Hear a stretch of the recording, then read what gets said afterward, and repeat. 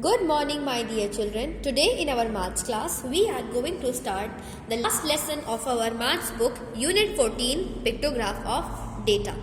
Now, pictograph क्या होता है? ठीक है, जब हम लोगों को कुछ बहुत सारा डेटा बहुत छोटी जगह में या बहुत कम नंबर्स में लिखना होता है, तब हम लोग पिक्चर्स का यूज़ करते हैं उसको रिप्रेजेंट करने के लिए. ठीक है, पिक्टोग्राफ मीन्स पिक्चर्स. हम लोग उसको पिक्चर्स में कर देते हैं ताकि वो इजी टू अंडरस्टैंड भी हो जाए और जल्दी से एक जगह पे आ भी जाए. ठीक है, नाउ सपोज एक एग्जाम्पल देखते हैं. Ramesh, the student of a primary school, collects some information from the number of students studying in different classes from classes 1 to 4. ठीक है, रमेश एक प्राइमरी स्कूल का बच्चा है जिसने ये इन्फॉर्मेशन कलेक्ट करी है कि उसके स्कूल में क्लास 1 में, 2 में, 3 में, 4 में, 5 में कितने बच्चे पढ़ते हैं. ठीक है, नाउ ये इन्फॉर्मेशन ऐसे लिखी हुई है. अगर हम लोग इस इन्फॉर्मेशन को नॉर्मली लिखना हो तो अगर हम लोग ड्रॉ करेंगे तो 40, क्या हम लोग एक लाइन में 40 पिक्चर्स ड्रॉ कर सकते हैं? नहीं कर सकते हैं. ठीक है, तो हम लोग पिक्टोग्राफ का यूज़ करते हैं. लुक एट दिस, हम लोग पिक्टोग्राफ का यूज़ करते हैं ताकि हम लोग डाटा को ईजिली असेंबल कर पाए. नाउ यहाँ पे हम देखो, यहाँ पे इसने 1 ट्री मतलब 10 स्टूडेंट्स. रमेश ने लिखा है कि एक ट्री का मतलब है कि 10 स्टूडेंट्स हैं. राइट, सो सी क्लास 1 में कितने स्टूडेंट्स हैं? 40. तो 1 ट्री का मतलब 10 स्टूडेंट्स, तो 40 स्टूडेंट्स हम लोग कैसे लिखेंगे? हम लोग 1 2 3 4 ट्री ड्रॉ कर देंगे. 4 10 40. सब बच्चों को समझ में आया? Sorry, this is called pictograph. Similarly look again, second class में 50 स्टूडेंट्स हैं. Now how are we going to write 50? We are going to draw 5 trees. 5 10 50 होता है ना. 1 2 3 4 5. 1 ट्री मतलब 10 स्टूडेंट्स, तो 10 20 30 40 50. सबको समझ में आया? Okay, so like this we are going to learn what is pictograph. Now come to exercise number 51. This exercise we are going to start in our copy. Okay, so open your copy, write the lesson name and write your answers like this. Now, first question is, if 1 star represent 5 books, okay, if this 1 star means 5 books, what do the following represent? ठीक है, यहाँ पे बोला गया है कि अगर एक स्टार का मतलब है 5 बुक्स, तो इतने सारे स्टार्स का मतलब क्या होगा, कितनी बुक्स होंगी? सो 5 5 5. ठीक है, देखो first part we have 3 stars. Okay, so 1 star represent 5 books. How many stars are there? 3. So 5 into 3, your answer will be 15. Your answer will be 15. Understood? फिर से देखो, we have in the second question we have 1 2 3 4 5. We have 5 stars. And 1 star represent 5 books. So 5 stars, we are having 1 star represent 5 books. Number of stars 5. So 5 5s are 25. ठीक है, देखो थोड़ा सा confusing लगेगा, लेकिन सी पहले आपको उस स्टार की वैल्यू लिखनी है. एक स्टार की वैल्यू जैसे यहाँ पे 5 दी है, तो हम लोग ने पहले 5 लिखा है और उसके बाद नंबर ऑफ स्टार्स लिखना है. ठीक है, in part 3 we have 4 stars. ठीक है, so value of 1 star multiplied by number of stars. Number of stars is 4. 5 into 4 is 20. Now question number 4 5 6 7 you will do in the same way in your classwork copy. Okay, coming to question number B. Now same question, बिल्कुल same है. If 1 circle represent 8 pencils, what do the following represent? ठीक है, अगर एक circle का मतलब है 8 pencil, तो इसके आंसर्स क्या होंगे? Now 1 circle represent 8 pencils, number of circles 2, So 8 twos we have 16. We have 16. Understood? Look at the next question. We are having 4 circles here. देखो, 1 circle represent 8 pencil. एक सर्कल की वैल्यू क्या है? 8 pencil. एक circle में कितने हैं? 8 pencils है. नंबर ऑफ सर्कल्स कितने हैं? कितने सर्कल्स है? 4 है. So 8 into 4 is 32. Now look at this part. We are having 1, 2, 3, 4, 5 circles here. Value of one circle is 8. Number of circles is 5. 8 into 5 is 40. Okay? In the similar way, you have to do question number 4, 5, 6 and 7. Now, this all is going to be done in your classwork copy. Moving to question number C. Avinash collected the following data about the number of latecomers in his class in different days of a week. ठीक है, एक boy है अविनाश. उसने अपने class में check किया कि कितने बच्चे लेट आते हैं, कौन कौन से दिन कितने बच्चे लेट आते हैं. उसने ये टेबल बनाई है. ठीक है, मंडे को 6 स्टूडेंट्स आर लेट, ट्यूसडे को 5 आर लेट, वेडनेसडे को 4 are late. Now what do we have to do? Draw a bar graph to represent the above data. हम लोग को ये डेटा रिप्रेजेंट करने के लिए बार ग्राफ बनाना है. Now what is a bar graph?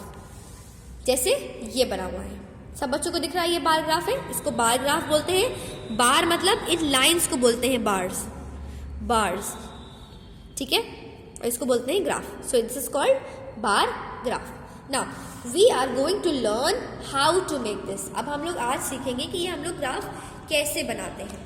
Now this is very important. ये बहुत इंपॉर्टेंट है, तो सारे बच्चे बहुत ध्यान से देखेंगे.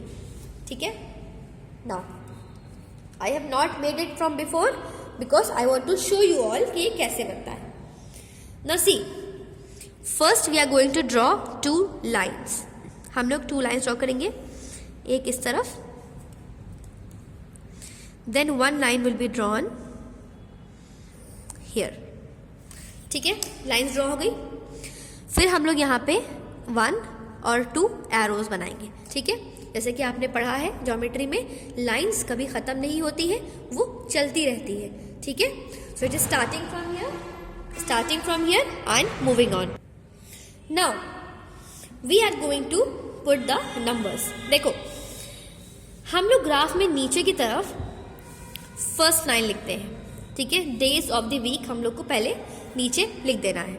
सो write Monday, Tuesday, Wednesday,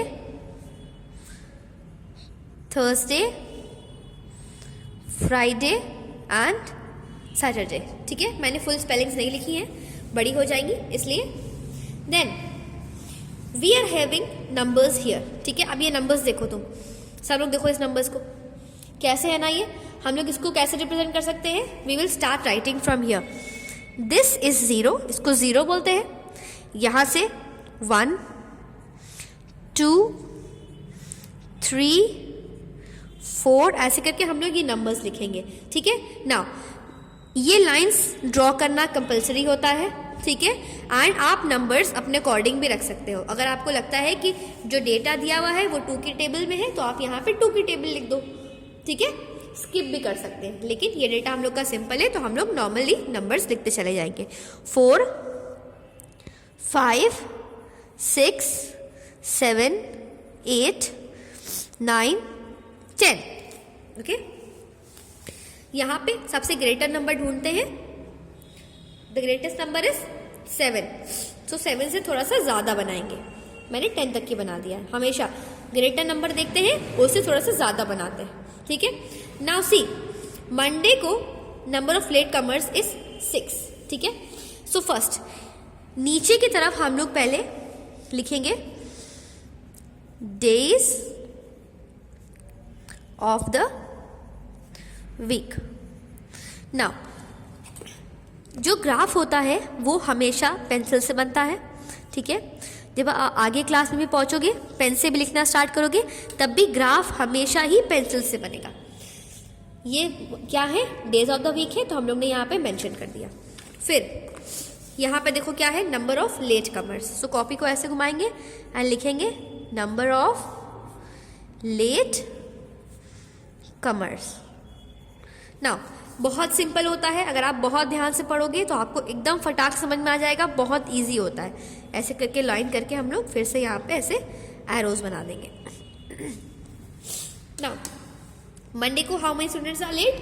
6। So see this is Monday and 6 कहाँ पे है? यहाँ पे 6 है। सो मंडे का जो ग्राफ बार बनेगा वो यहाँ तक की बनेगा। यहाँ तक की बनेगा कि नहीं बनेगा?